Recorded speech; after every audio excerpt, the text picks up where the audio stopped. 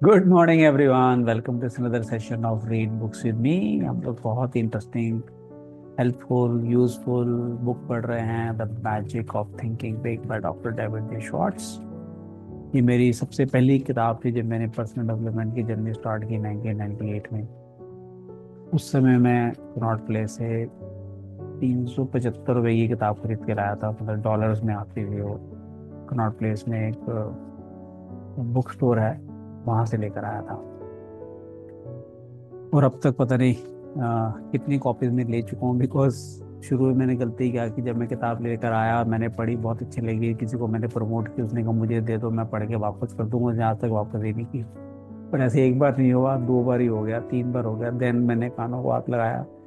आज का अपनी पढ़ी हुई बुक कभी नहीं दूंगा, चाहे नहीं खरीद के दे दूँ, बिकॉज मैं पढ़ते वक्त ना लाइंस लगाता हूँ, बहुत सारे इंपॉर्टेंट पॉइंट को स्टार करता हूँ, हाईलाइट करता हूँ। तो मेरी तो ये वर्कबुक टाइप बन जाती है। मैं अपनी बुक अब किसी को नहीं देता, तो I have compilation of hundreds of books now.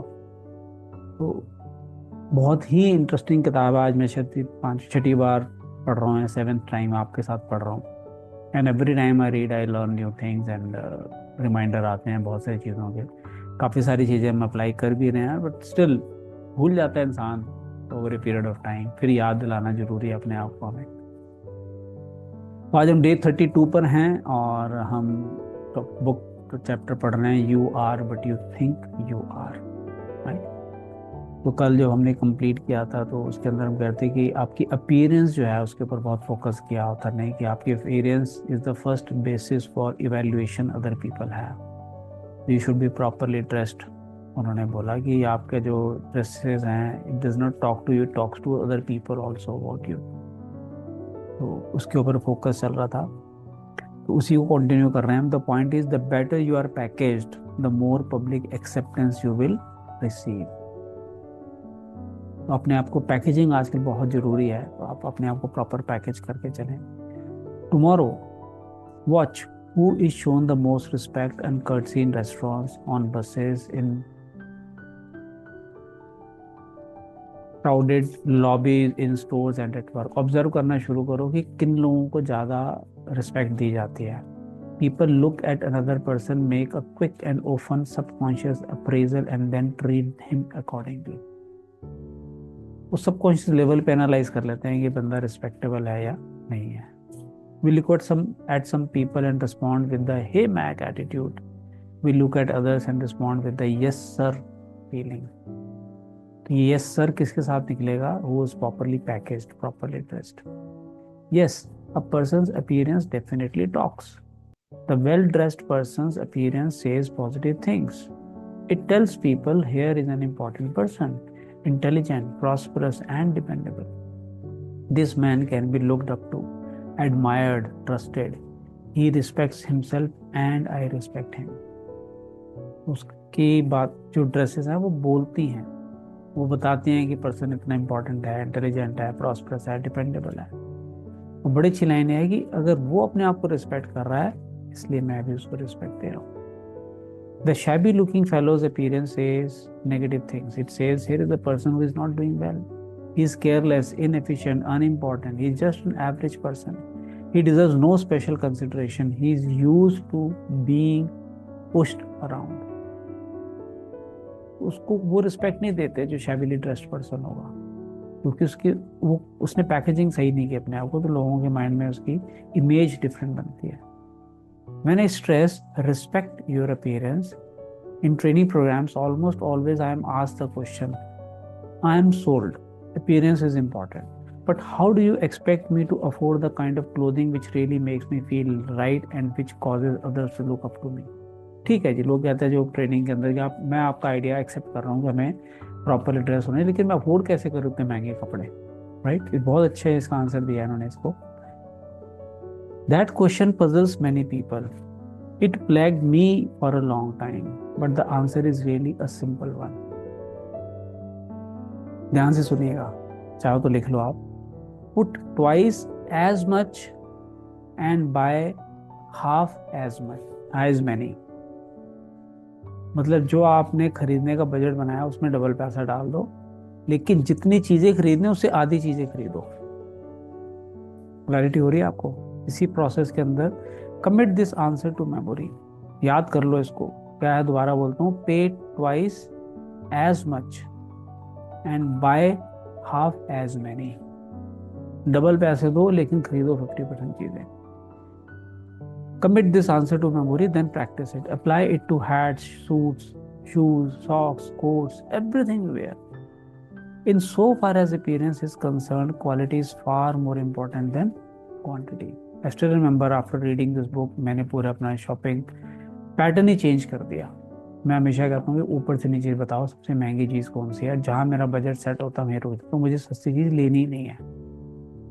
और मुझे ध्यान आ रहा है बहुत साल पहले मैंने एक पेयर ऑफ शूज़ लिए थे, और कितने साल हो गए होंगे उसको, 8 साल 10 साल हो गए होंगे। उस समय वो 5,500 रुपये के आए थे, मतलब हमारे हिसाब से उस समय बहुत महंगे थे, जो सबसे महंगे जूते मेरे थे। बट वो जूते का जो क्वालिटी थी, मतलब लास्ट में भी उसकी शाइन जो थी ना, वो एज इट इज थी। और कितने कॉम्प्लीमेंट्स मुझे लोगों से मिले, इवन स्ट्रेंजर्स से भी मिले कि आपके जूते बहुत अच्छे हैं, शाइन करते हैं, ये है। लास्ट में बोर हो गया था, तो मेरे नए जूते आ गए तो पुराने की वैल्यू खत्म हो गई। बट मैंने इस किताब से सीखा कि जो वैल्यू डालते हैं ना, यूँ हम बचपन में हमारे फादर हमें कहते थे सस्ता रोए बार बार, महंगा रोए एक बार। तो वो यहाँ पे इस चीज को ये भी रीएम्फसाइज कर रहे हैं। Quality is far more important than quantity. When you practice this principle, you will find both your respect for yourself and the respect of others for you will zoom upward. जब आपने कोई अच्छी चीज पहनी होती है तो खुद को रिस्पेक्ट पड़ती है, चाल चेंज हो जाती है बंदे की, है ना, दूसरों की भी रिस्पेक्ट चेंज हो जाती है। And you will find you are actually ahead money wise when you pay twice as much and buy half as many, because इसके पॉइंट्स दिए हैं, देखिए ध्यान से। Your garment will last more than twice as long because they are more than twice as good. Quality होती है, ऐसे कोई कंपटीशन में पैसे थोड़ी ले लेगा आपसे। And as a rule they will show quality as long as they last. जब तक चलेंगे तब तक क्वालिटी शो करेगा वो चीज़ आपकी। What you buy will stay in style longer.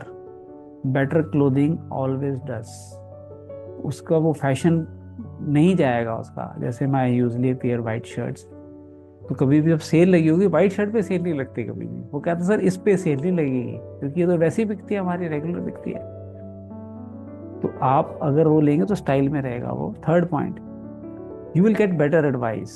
Merchants selling $200 suits are usually much more interested in helping you find the garment that is just right for you than are merchants selling $100 suits. जहाँ भी आप जाएंगे, अगर अच्छी दुकान से महंगी चीज लेंगे तो आपको एडवाइजेस भी अच्छी मिलेंगी, सेल्समैन का भी इंटरेस्ट आपको एडवाइस देने में ज्यादा होता है। Remember, your appearance talks to you and it talks to others. बार बार इस लाइन पे फोकस कर रहे हैं author. Make certain it says, here is a person who has self-respect. He is important. Treat him that way. तो आपके parents लोगों को कहते हैं इस बंदे को रिस्पेक्ट दो। You owe it to others, but more important, you owe it to yourself to look your best. ये आपका गेम होना चाहिए। You are what you think you are. If your appearance make you think you are inferior, you are inferior. If it makes you think small, you are small. Look your best and you will think and act your best. Second point शुरू करते हैं इसके ऊपर ही, you think you are important के ऊपर। Think your work is important. सबसे पहले तो मैं इम्पोर्टेंट हूँ, इसलिए मैं अच्छे कपड़े, अच्छे अपीयरेंस डिजर्व करता हूँ। सेकेंड, जो काम मैं कर रहा हूँ वो इम्पोर्टेंट है। There is a story often told about a job attitude of 3 bricklayers.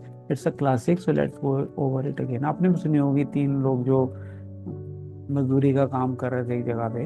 दोबारा पढ़ते हैं। When asked, what are you doing? The first bricklayer replied, laying brick. The second answered, making a $9.30 an hour. And the third said, me? Why? I am building the world's greatest cathedral. मैं एक ही जगह लोग building बना रहे हैं, कह रहे जी मैं तो ईंटें लगा रहा हूँ, दूसरा कह रहा है जी मैं $9.5 कमा रहा हूँ 1 घंटे के, तीसरा कहते हैं मैं वर्ल्ड की सबसे अच्छी बिल्डिंग बना रहा हूँ। Now the story doesn't tell us what happened to these bricklayers in the latter years, but what do you think happened? अब स्टोरी यहाँ तो रुक गई, ये नहीं बताया कि इनका आगे जाके क्या हुआ, लेकिन आप क्या सोचते हो क्या हुआ होगा? Chances are that first two bricklayer remain just that, bricklayers, वो वही काम करते रहे होंगे। They lacked vision, they lacked job respect, there was nothing behind them to propel them forward for to greater success. उनकी सोच के कारण ही वो उसी लेवल पे रहे होंगे। और जो थर्ड पर्सन था वो जरूर, मतलब कहते हैं ना, सीनियर लेवल पे पहुंच गया होगा और लीडर बन गया होगा। But you can wager every cent you have the bricklayer who visualized himself as building a great cathedral did not remain a bricklayer। मतलब कहते हुए आप बेट लगा सकते हो कि वो बंदा खाली ब्रिकलेयर नहीं रहा होगा पक्का। Perhaps he became a foreman or perhaps a contractor or possibly an architect। बताइए क्या पॉसिबिलिटीज हो सकती हैं सोच से। He moved forward and upward, why? Because thinking does make it so। Bricklayer number 3 was tuned to thought channels that pointed the way to self development in his work। उसकी tuning ही वैसी थी। हम law of attraction में बात करते हैं कि अगर आप हाई लेवल की फ्रीक्वेंसी पे वाइब्रेट करेंगे तभी हाई लेवल की गोल्स अट्रैक्ट कर पाओगे। आप अपनी फ्रीक्वेंसी को कैसे हाई करोगे? अपनी सोच से। Job thinking tales a lot about a person and his potential for larger responsibility. A friend who operates a personal selection firm said this to me recently: one thing we always look for in appraising a job applicant for a client is how the applicant thinks about his present job. Wow.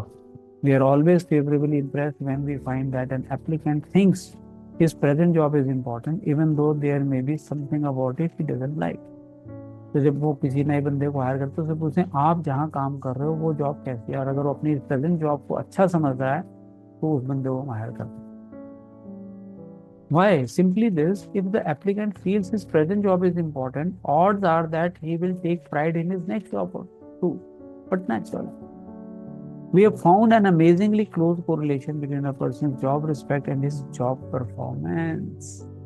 जो job को respect ही नहीं देगा वो job को perform कैसे करेगा अच्छे तरीके से? Like your appearance, the way you think toward your work says things about you to your superiors, associates and subordinates, in fact to everyone with whom you come in contact। जिससे भी आप मिलोगे, जिससे भी टच में रहोगे, आप अपने काम को कितना वैल्यू देते हो उसका इम्पैक्ट हर पर्सन पे पड़ता है। आपके सुपीरियर पे, आपके कोलीग्स पे, आपके क्लाइंट्स पे, हर पर्सन पे। A few months ago, I spent several hours with a friend who is personal director for an appliance manufacturer। We talked about building management। He explained his personal audit system, what he had learned from it। उसने अपना एक personal audit system बनाया हुआ था। एक personal director था appliance manufacturing company का। We have about 800 non-production people। He began under one personal audit system, an assistant and I interview each employee every 6 months। 800 employees उनके नीचे काम करते हैं जो नॉन प्रोडक्शन है, जो प्रोडक्शन में नहीं है। आप इन सबका इंटरव्यू लेते हैं हर 6 महीने में। One purpose is simple: we want to learn how we can help him in his job. कि हम उसको कैसे हेल्प कर सकते हैं उसकी जॉब में। We think this is a good practice because each person working with us is important, else he would not be on the payroll. अगर इम्पोर्टेंट नहीं है तो हम उसको नौकरी पे रखते ही क्यों? तो अगर वो इम्पोर्टेंट है तो हम देखें उसको हम कैसे हेल्प कर सकते हैं उसकी जॉब को बेटर करने। We are careful not to ask the employees any point blank questions. Instead, we encourage him to talk about whatever he wants to। हम उससे तुम क्या चाहिए तुम्हें बताओ, right? We aim to get his honest impressions। After each interview, we fill out a rating form on the employee's attitude towards specific aspects of the job। जो उसने जवाब दिए उसको हिसाब से रेटिंग देते हैं कि इसका एटीट्यूड क्या है जॉब के लिए। Now here is something I have learned, he went on. Our employees fit into one of two categories, Group A and Group B, on the basis of how they think toward their job। वो कह रहे हैं हमने इतने सालों में देखा दो कैटेगरी लोग, ग्रुप ए और ग्रुप बी। और वो कैसे बनते हैं category? How they think about their job. The person in group be talk mainly about, देखिए क्या बात कर रहा वो। हम उससे पूछते हैं भी आपकी जॉब में कोई चैलेंजेस तो नहीं फेस कर रहे, क्या आप एक सजेशन दोगे? तो क्या बोलते हैं? Group B talks mainly about security, company retirement plans, sick leave policy, extra time off, and what we are doing to improve the insurance program, and if they will be asked to work overtime next March as they were last March. तो वो अपने बारे में मुझे company से क्या मिल सकता है, पॉलिसी क्या है, लीव क्या मिलेगी, इंश्योरेंस क्या मिलेगी, अप्रेजल कैसे हो रहे हैं, मुझे क्या दे सकते हैं कंपनी, ये एटीट्यूड का. They also talk a lot about disagreeable features of their job, things they don't like in fellow workers and so on. कमियां निकाल रहे हैं जॉब के अंदर, लोगों के अंदर. कुछ उनको बोला है, आप खुल के बोलो आपको जो चाहिए. People in Group B, and they include close to 80% of all non-production personnel. कह रहे 80% लोग वैसे हैं जो ग्रुप बी में आते हैं. पैरेटो रूल आपने सुना होगा, 80-20 रूल, वो यहाँ अप्लाई हो रहा है. View their job as a sort of necessary evil. Question समझ रहे हैं अपनी नौकरी को, बताइए जैसे बदल चल रहा है.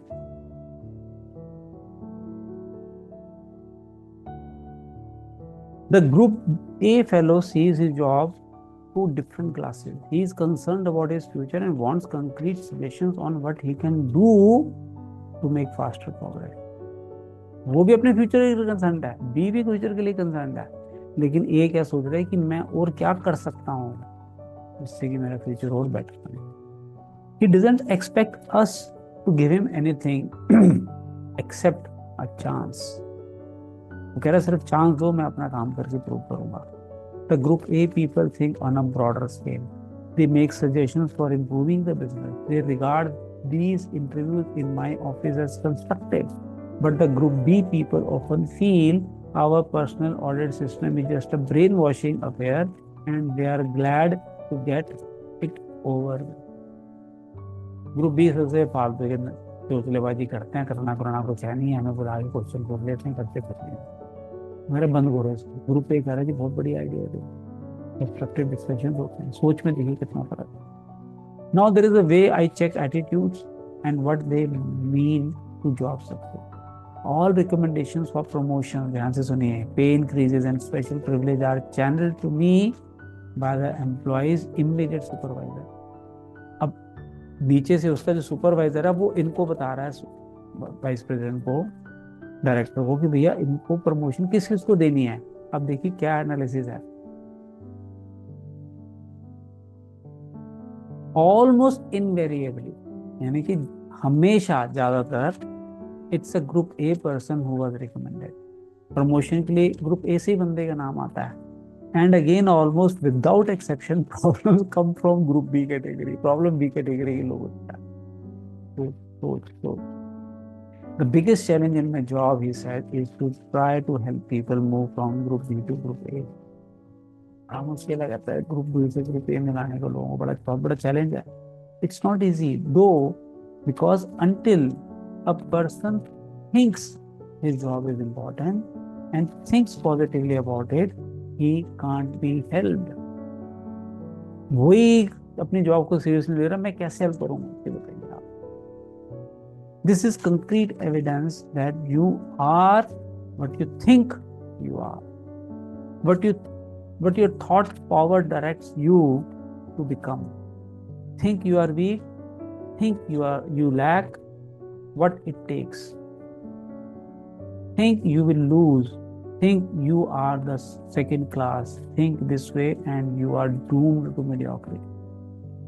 आप अगर ये सोचोगे कि मैं कमज़ोर क्यों हूँ, मेरे पास क्या चीज़ की कमी है, मैं क्यों लूज कर जाऊँगा, आप मीडियोक्रिटी में ही रहोगे.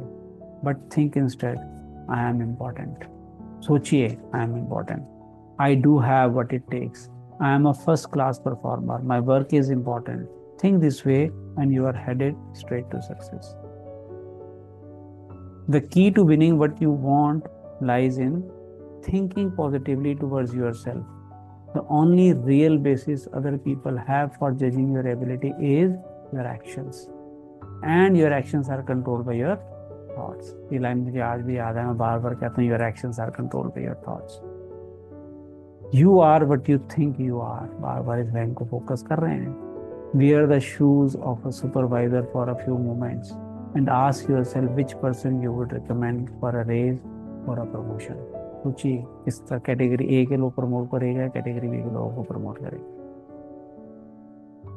तो यहाँ पे इन्होंने कुछ एग्जांपल दिए हैं भी किस किस कैटेगरी के लोगों को आप प्रमोट करोगे फ्यूचर के लिए। तो अभी टाइम की कमी के कारण हम इसको यहाँ रोकते हैं और कल हम सेशन यहाँ से शुरू करेंगे मंडे को, बिकॉज कल फ्राइडे है, राइट।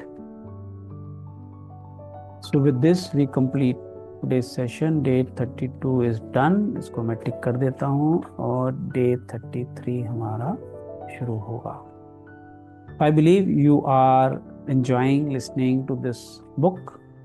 रीडिंग तो नहीं बोलूँगा, आप तो सुन ही रहे हो, पढ़ तो मैं रहा हूँ, और साथ साथ आप इसके पॉइंट्स को अपनी लाइफ में अप्लाई भी कर रहे हैं और करेंगे, और रिजल्ट्स भी आपको मिलेंगे। तो आप कमेंट बॉक्स में आके बताएं कौन से पॉइंट से आपको बेनिफिट मिला और क्या बेनिफिट आपने एंजॉय किया, so that it can inspire other people also. And I believe you must have subscribe to the channel, और बेल आइकॉन को प्रेस करने से आपको नोटिफिकेशन भी आ जाती है फट से, जैसे ही हमारी कोई न्यू वीडियो अपलोड होती है। So thank you everyone for joining, looking forward to see you in the next.